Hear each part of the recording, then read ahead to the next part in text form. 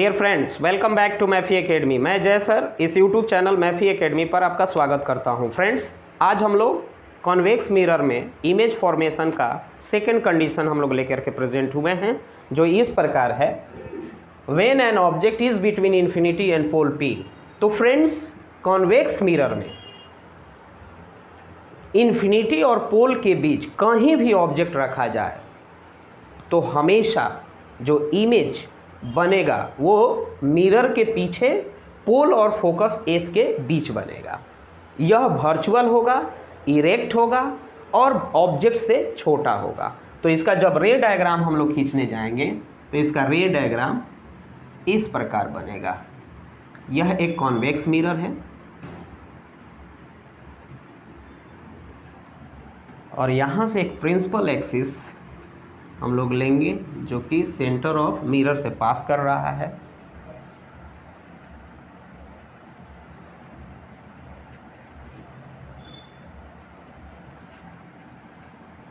ये principal axis के perpendicular है।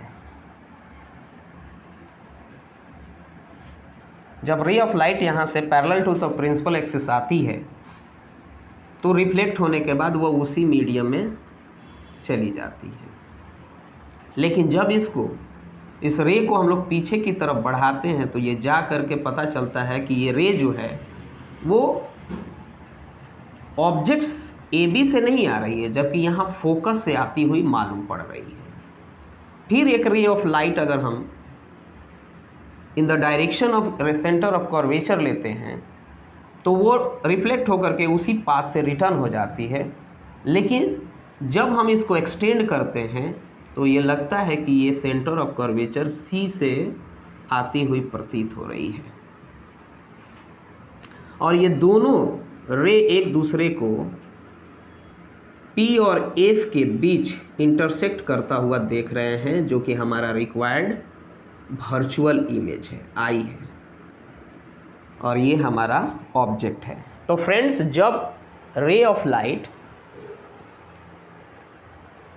Parallel to the principal axis आती है तो रिफ्लेक्ट होने के बाद इस कंडीशन में उसी मीडियम में रिफ्लेक्ट हो जाती है।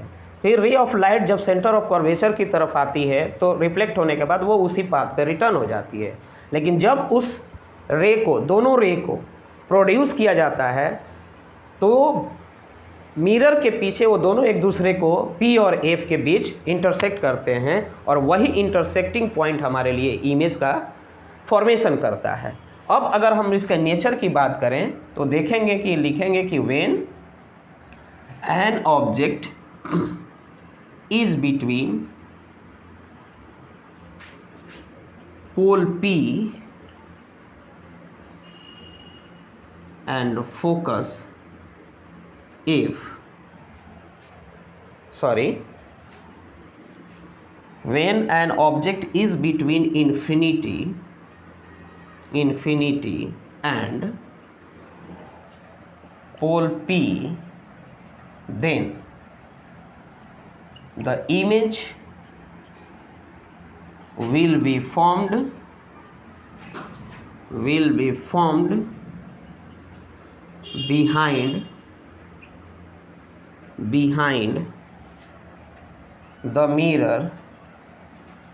behind the mirror